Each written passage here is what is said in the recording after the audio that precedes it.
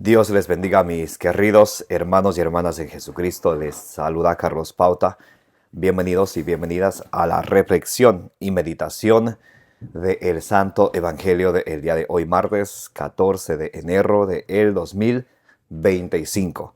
Gracias a cada uno de ustedes por tomarse este tiempo para que juntos nos alimentemos de la palabra del Señor, que reflexionemos, que la meditemos, que desechando toda malicia de nuestra vida, especialmente de nuestro corazón, recibamos la palabra de Dios con humildad, porque la palabra de Dios nos salva, y que no nos contentemos con escucharla solamente, sino que la pongamos por obras, como dice allá en Santiago capítulo 1, del versículo 21 al 22, porque la palabra de Dios es la lámpara para nuestros pasos, la luz en el sendero de nuestra vida, de nuestro caminar. Cuando ustedes y yo nos dejamos guiar de la palabra del Señor, sabemos a dónde vamos y no andamos en tinieblas, dice el Salmo 119, versículo 105. Vamos a pedirle al Espíritu Santo que nos dé sabiduría, inteligencia, prudencia, para que ustedes y yo entendamos el temor de Dios y aprendamos a hacer su voluntad. Como dice en la primera de Tesalonicenses, capítulo 2, versículo 13, que recibamos la palabra de Dios con humildad, que la recibamos no como palabra de hombres, no como cualquier cuento de cualquier libro, sino como palabra de Dios que es en realidad, que esté viva, operante, que ejerza su acción en cada uno de nosotros. En el nombre del Padre, y del Hijo, y del Espíritu Santo. Amén. Les invito a orar. Santo y divino Espíritu de Dios, destruye en mí toda pereza espiritual, toda indiferencia, toda distracción, toda tiniebla de confusión. Lléname plenamente de tu luz, de tu sabiduría, de tu conocimiento, de tu ciencia, para que, alimentados por la palabra del Señor, perseveremos en ella, demos mucho fruto y alcancemos la meta de nuestra fe, que es la salvación de nuestras almas. A ti, Divino Espíritu, que eres Dios y siempre nos acompañas, a ti sea el honor, el poder, la gloria, la honra, la alabanza, la exaltación por los siglos de los siglos. Amén. Lectura del Santo Evangelio según San Marcos, capítulo 1, del versículo 21 al 28. Llegan a Cafarnaúm. Al llegar el sábado, entró en la sinagoga y se puso a enseñar.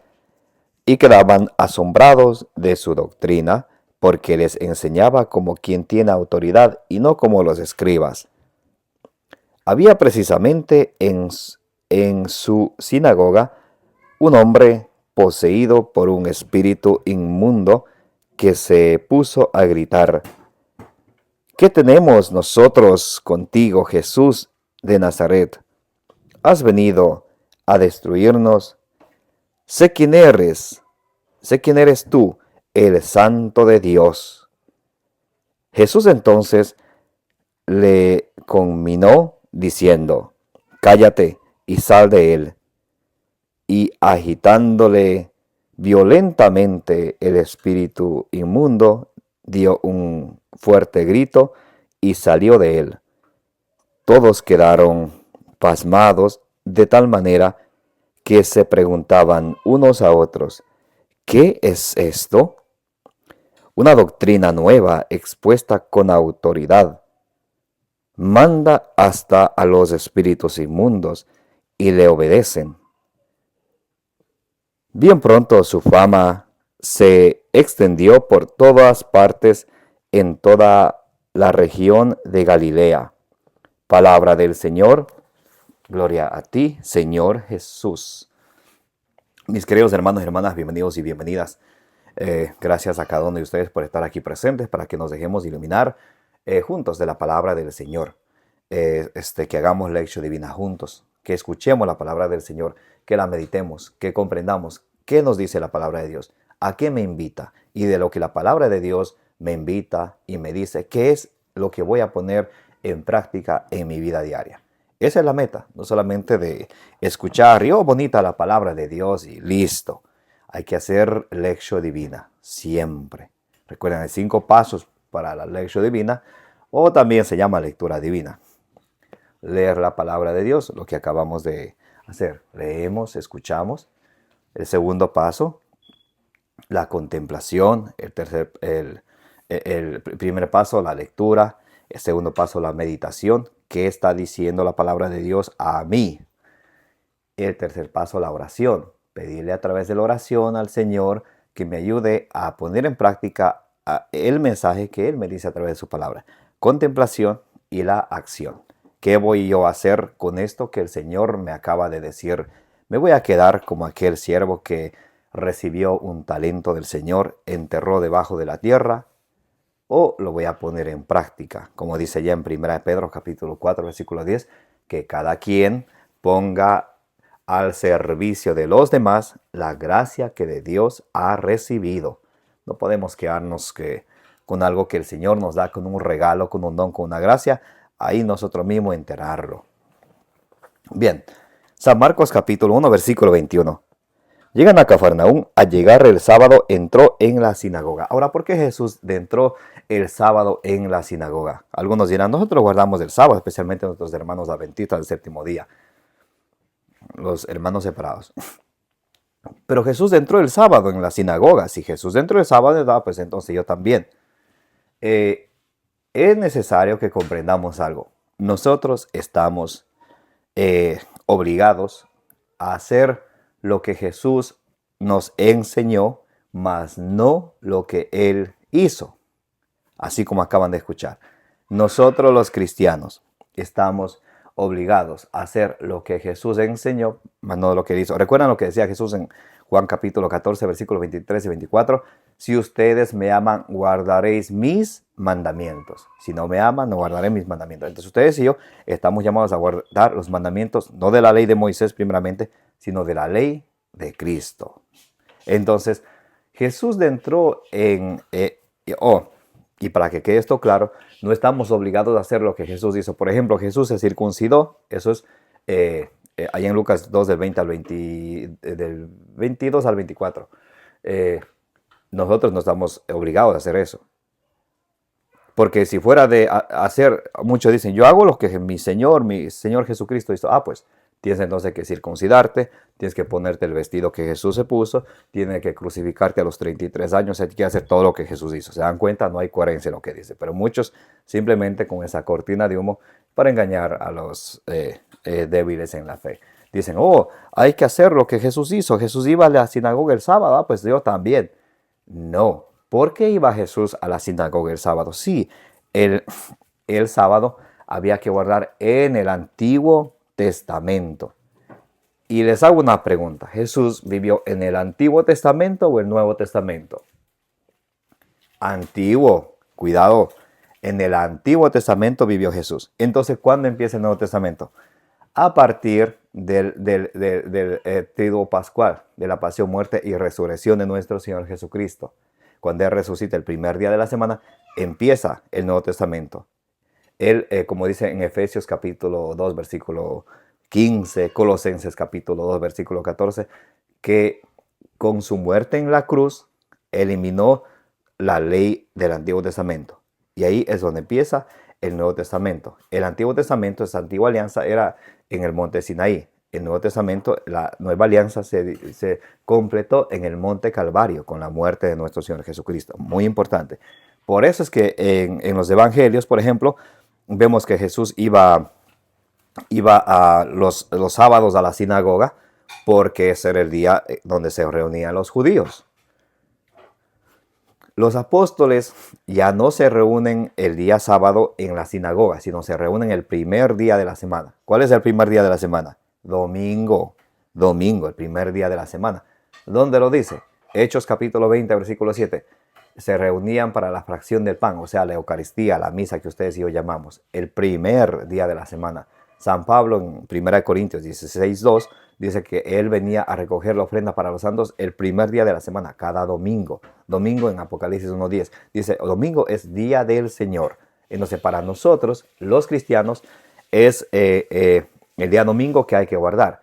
Ahora yo sé que alguien me va a estar diciendo, pero no has leído Hechos capítulo 17, Hechos capítulo 18, del versículo 1 en adelante, donde dice que San Pablo, él sí iba a la sinagoga en los sábados. Sí, pero lean bien, dice, Pablo sí iba a la sinagoga, no a la fracción del pan, no a la misa, lo que ustedes y yo llamamos. ¿A qué se iba? Pablo se iba a la sinagoga de los judíos, y discutía con ellos, basándose en la Sagrada Escritura, para demostrarles que Jesús era el Cristo, el ungido de Dios. Para eso se iba Pablo a reunirse con los judíos. Nunca, no hay un solo versículo en la Biblia donde diga que los cristianos se reunían el día sábado. Los judíos sí, pero los cristianos no. Ustedes y yo no somos judíos, somos cristianos. Entonces es muy importante entender esto para que luego no nos confundamos. Por eso el mismo apóstol San Pablo, Colosenses 2:16, dice que nadie les critique por lo que comen, por lo que beben, por lo que si guardan o no guardan fiestas de novilunios o sábados. Muy importante. Josué capítulo 4, versículo 8. Dios luego estableció otro día, ya no el sábado, otro día, primer día de la semana, domingo. Entonces, por eso es que vamos a ver en los evangelios que Jesús va a la sinagoga el sábado, mas no estamos nosotros obligados a hacer lo que Jesús hizo, sino lo que Él enseñó. Muy importante. Entonces, al llegar el sábado, entró en la sinagoga y se puso a enseñar. Jesús, cuando llega a la sinagoga, se puso a enseñar. Muy importante, donde se enseñe la palabra del Señor, donde se lea la palabra del Señor, donde se explique la palabra del Señor, algo pasa. Salmo 119, versículo 130. Al explicar la palabra del Señor, ilumina la inteligencia de los humildes. Por eso es importante que ustedes y yo recibamos siempre la palabra de Dios con humildad. Si Dios me dice esto, yo escucho y recibo sin poner pretextos para yo de alguna manera hacer que eso no me toque a mí, sino que toque a los demás. No. Entonces, miren, Jesús se pone a enseñar. ¿Por qué de hoy en día el mundo no quiere que se hable de la palabra del Señor y han sacado la palabra de Dios de muchos lugares? Incluso algunos sacerdotes, hablan de muchas cosas, no todos, algunos sí, pero no de la palabra de Dios. Leen el Evangelio y empiezan a nombrar un escritor y nada del Evangelio. ¿Qué tal escritor? Dice, pero a mí me interesa lo que dice la palabra de Dios. Y cuando se explica la palabra de Dios, cuando se lee la palabra de Dios y se explica, porque de hecho, cabe mencionar, eso es lo que el sacerdote está supuesto a hacer en la homilía de la misa. Leer el Evangelio y explicar ese Evangelio a los feligreses. Dar ideas, dar pensamientos de cómo poner en práctica ese Evangelio que se acaba de leer. Esa lectura, eso es lo que el sacerdote debe haber. Muchos leen la primera lectura, el Santo Evangelio, y se van con la homilía por otro lado, que no tiene nada que ver con el Evangelio. Muy importante, ¿no? Bueno. Y quedaban asombrados de su doctrina, de su enseñanza, porque les enseñaba como quien tiene autoridad y no como los escribas. Los escribas eran personas que explicaban al pueblo las escrituras. Jesús, Él es Dios y Él viene, como dice Jesús allá en Mateo 5:17, yo no he venido a abolir la ley, he venido a darle cumplimiento y a traer lo definitivo. Su autoridad, la autoridad de Jesús está por encima del Nuevo Testamento. Por encima del Antiguo Testamento. Entonces, cuando Jesús enseña en la sinagoga y enseña con autoridad, el demonio se pone molesto, se pone furioso, se pone bravo. ¿Por qué? Porque en Lucas capítulo 8, versículo 12, dice que el demonio está esperando que la palabra de Dios sea sembrada en el corazón para de una arrancarle la palabra de Dios del corazón. ¿Para qué? Para que ustedes y yo no creamos y no nos salvemos. Ese es el propósito de Satanás. Por eso es que muchas personas se dejan distraer fácilmente cuando se trata de escuchar la palabra de Dios. Porque el demonio no quiere que escuchemos la palabra de Dios. ¿Para qué? Para que no nos salvemos. Muy importante. Entonces dice, había precisamente en la sinagoga un hombre poseído por un espíritu inmundo, un espíritu diabólico, que se puso a gritar. ¿Sí? Cuando se predica la palabra de Dios, el demonio se pone bravo, se pone a gritar. ¿Qué tenemos nosotros contigo, Jesús de Nazaret? ¿Has venido a destruirnos? ¿Se dan cuenta que cuando se lee la palabra de Dios, cuando se explica la palabra de Dios, ¿quién se pone bravo? El demonio. ¿Y qué hace la palabra de Dios? La palabra de Dios destruye las obras del demonio. ¿Qué tenemos contigo, Jesús de Nazaret? Has venido a destruirnos. ¿Saben por qué? Hebreos capítulo 4, versículo 12 y 13 dice, la palabra de Dios es una espada de doble filo que penetra hasta lo más profundo de nuestro ser. Entonces, la palabra de Dios, que es la lámpara para nuestros pasos, la luz en el sendero de nuestra vida, destruye las obras de Satanás. Y Satanás se pone bravo. ¿Qué tienes con nosotros, Jesús de Nazaret? Has venido a destruirnos. Sé quién eres, el Santo de Dios. Aquí un caramelito de chocolate para los protestantes que dicen, confiesa con tu boca que Jesús es el Santo de Dios y eres salvo.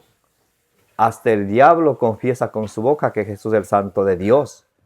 No se dejen de engañar.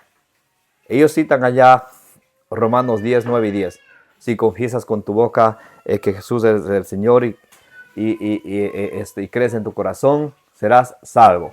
Pero serás no significa que eres. Serás es que significa que tenemos que perseverar todos los días. No es que, yo creo que Jesús es el Señor y mi Salvador y ya soy salvo. No, miren, hasta el diablo dice, sé quién eres. Eres el Santo de Dios. El diablo está confesando con su boca quién es el Señor. Entonces, muy importante eso. Por eso en Santiago 2:19, si tú crees que hay un solo Dios, haces bien, hasta el demonio cree y tiembla. Una cosa es obedecerle al Señor, otra cosa es solamente creer que hay un Dios y ya, pero igual. Entonces, ese es el diablo. Cree, pero no le obedece. Cree, pero no le cree a Dios, no le obedece. Muy importante.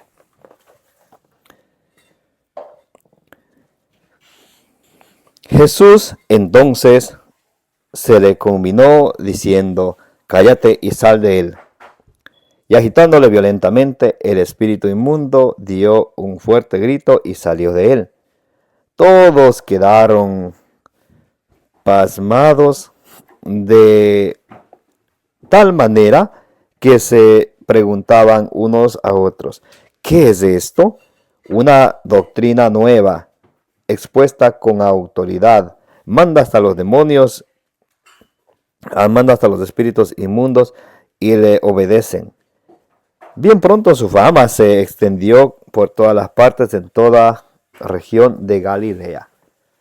Cuán importante, mis queridos hermanos, es alimentarnos de la palabra de Dios siempre, porque cuando ustedes y yo nos alimentamos de la palabra del Señor, el Señor Jesús a través de su palabra nos deja a nosotros descubrir qué es lo que hay que corregir en nuestra vida, qué es ese pecado que me domina, que de pronto no nos damos cuenta que es pecado, pero cuando nos dejamos iluminar del Señor a través de la oración en el Santísimo, a través del nutrirnos de la palabra del Señor, entonces nos vamos dando poco a poco cuenta, a ver, esto ha sido pecado y yo no me he dado cuenta, voy a empezar mi arrepentimiento, mi conversión y abandonando ese pecado que me ha estado dominando. Y yo sin darme cuenta, ahora que leo la palabra de Dios, veo que ha sido pecado.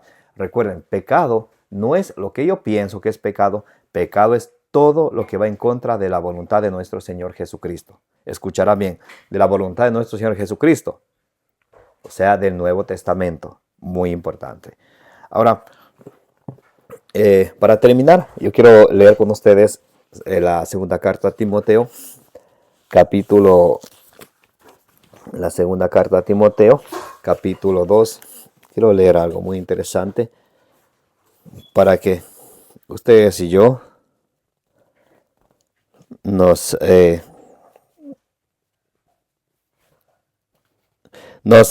alimentemos de la palabra del Señor. A ver, vamos a leer la segunda carta a Timoteo, capítulo 2, del versículo, vamos a leer desde el versículo 23, del 23 en adelante.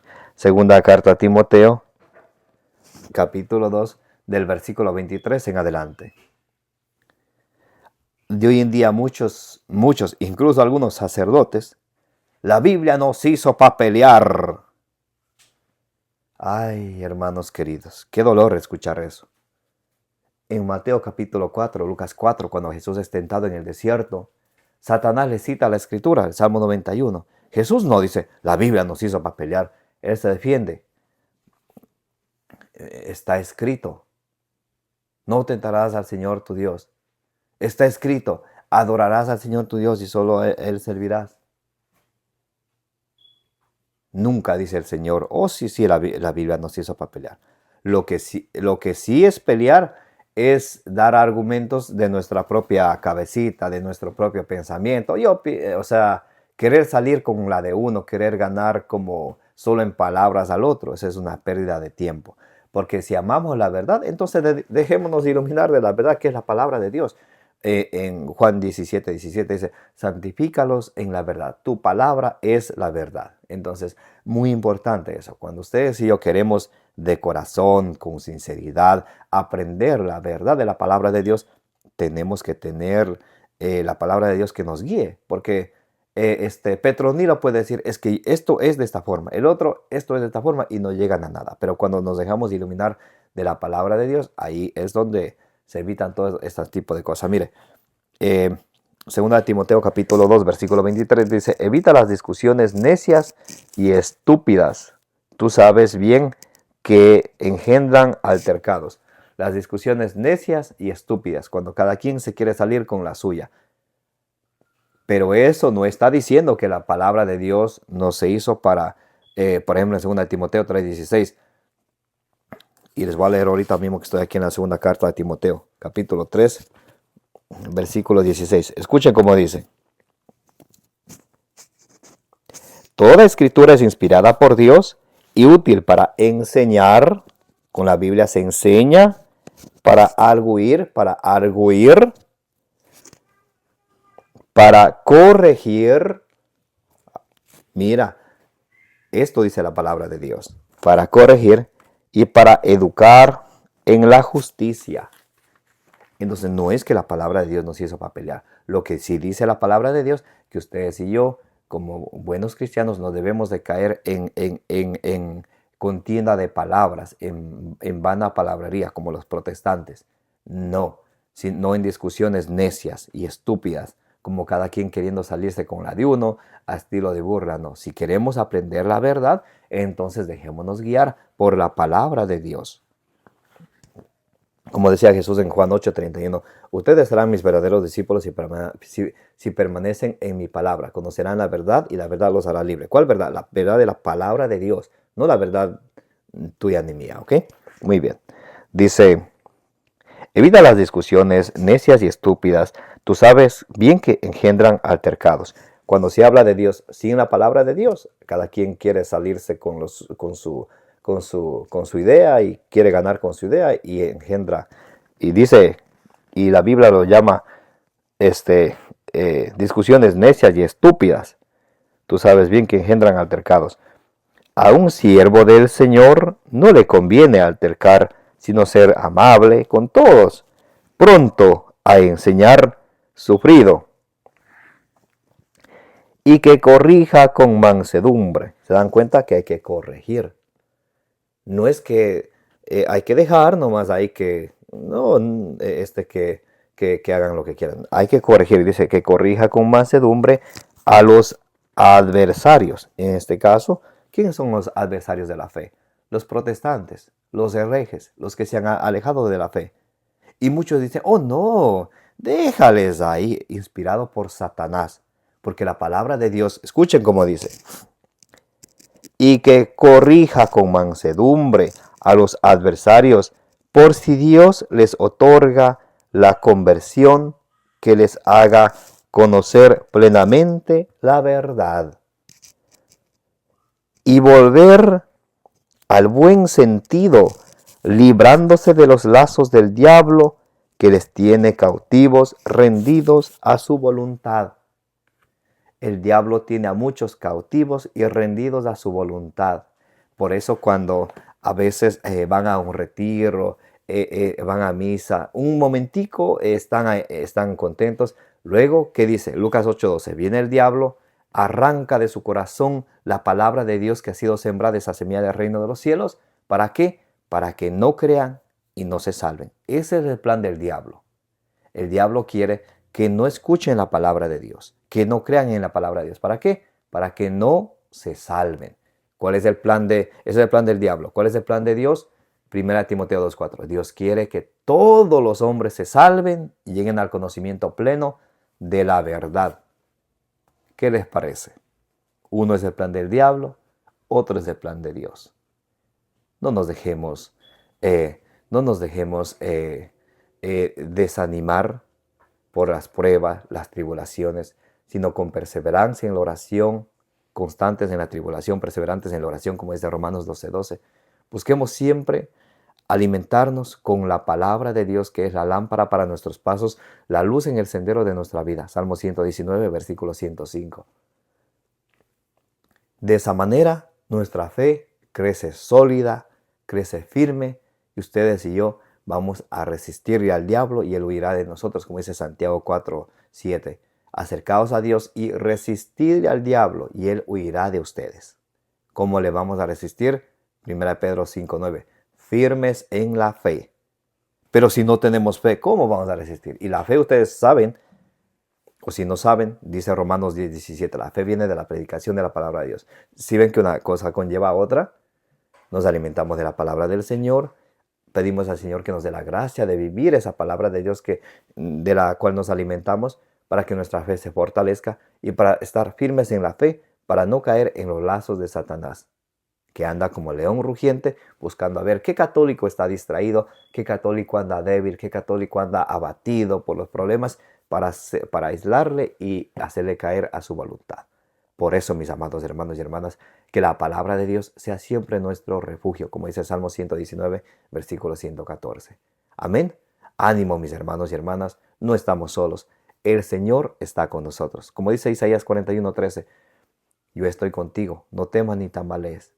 Bendito sea Dios. Amén. Les envío un abrazo a cada uno de ustedes. Les agradezco que hayan estado en este momento, en esta meditación y reflexión de la palabra de Dios con su hermano Carlos Pauta. Les invito a que le den suscribir, denle me gusta, denle compartir, para que la palabra de Dios llegue a más personas.